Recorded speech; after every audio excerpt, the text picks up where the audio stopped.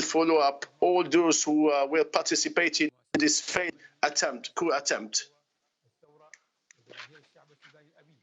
We would like to assure the people of Sudan and the revolutionary people, and to all those people who aim for the peace, and all the parts of the Sudanese people, and all these numbers of failed attempts who try to distract this new revolution. And we will be in position in the front line to protect the revolution.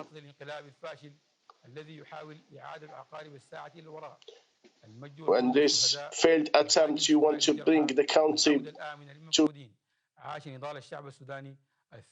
and long live the Sudanese people, and the country is remaining.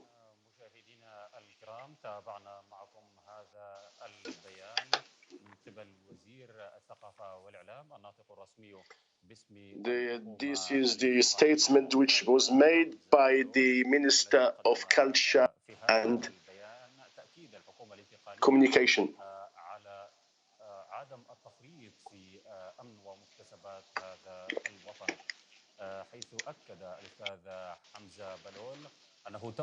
Hamza Balloul has confirmed that there were arrests been made of those who tried to conduct this failed coup attempt.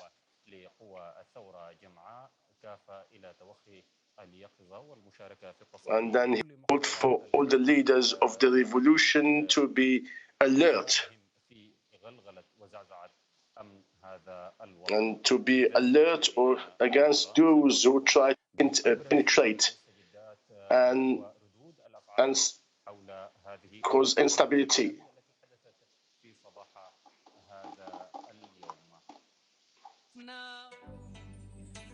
Okay, we just heard very briefly from Sudan's Minister of Information and Government spokesperson there. Let's just get an update from Hiba Morgan now, who's live for us in Khartoum. Tell us a little bit about what you made of what the Minister had to say, albeit briefly.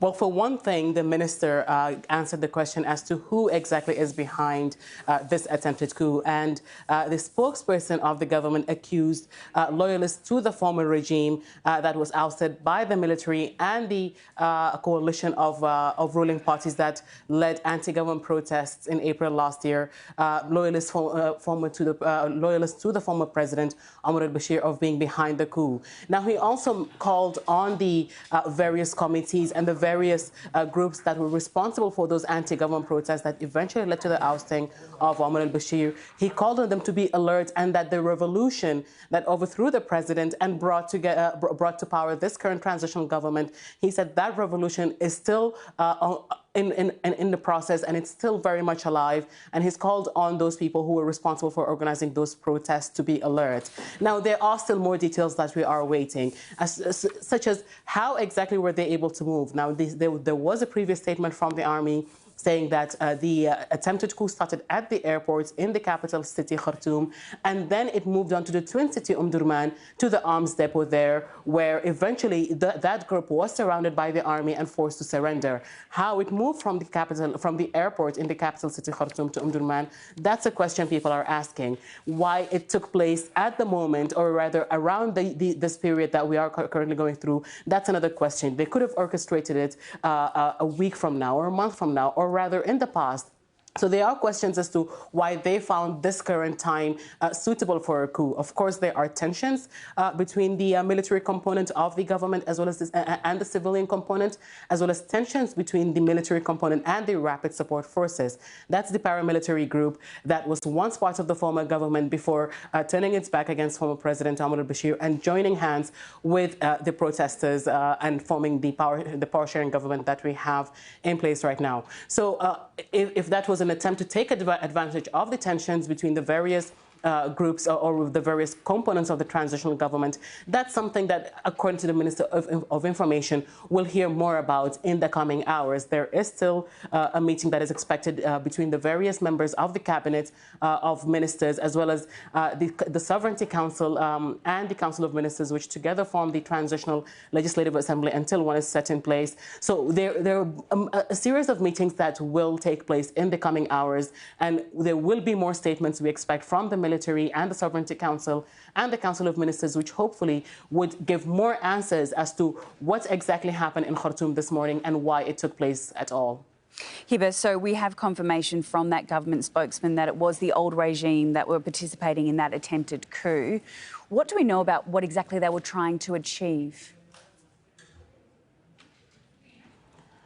Now, that's something they did not release a statement about. There is a political branch of, obviously, the former regime. We're expecting a statement from them in response to the accusation that they were behind the attempted coup, or rather that soldiers and officers loyal to the former regime are behind the attempted coup. So we should expect a statement from the former regime shortly as to if they were really behind the coup or if they're being used as scapegoats. That's something we should be expecting in the next few hours. We haven't heard from the members of the officers right now as to why they were trying to stage a coup and overthrow the government. But obviously there is resentment resentment against the members of the current transitional government, especially the military, resentment by the former regime, especially because the military was once the backbone of former President Omar al-Bashir's rule. So for a lot of loyalists, a lot of political members, they believe that the army backstabbed Omar al-Bashir when they overthrew him from power and led negotiations with the coalition that were protesting against him and eventually formed this transitional government. There is a lot of anger at the army. There is a lot of anger at the Rapid Support Forces, which was created by Omar al-Bashir to fight in the war in Darfur.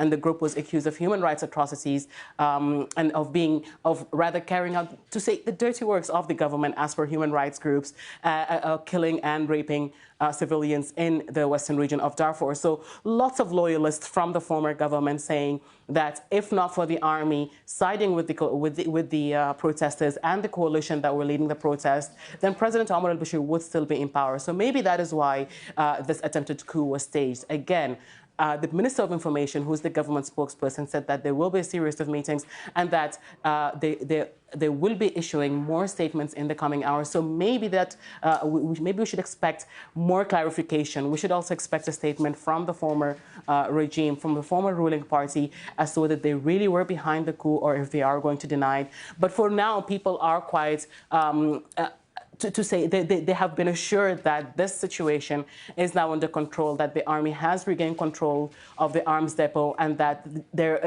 those who were behind the attempted coup have all been arrested and are right now being interrogated with. Hiba, we'll cross back to you when we get some answers to those questions. Thank you for that update. Hiba Morgan there for us. A reminder now of the political developments in Sudan over the past 2 years. Omar al-Bashir was ousted as president in 2019 following nationwide protests about Sudan's deteriorating economy. Initially, the Transitional Military Council took over. It held talks with opposition groups about a transition to democracy. 5 months later, a civilian military power-sharing administration took office, led by Prime Minister Abdallah Hamdok. But 2 years on, and there's little sign of economic relief. That's led to more protests in the capital, Khartoum, and other states. There's also been increased tension about plans to integrate armed groups into the Sudanese forces. Hamdok has called the fractures within the country's security forces deeply worrying.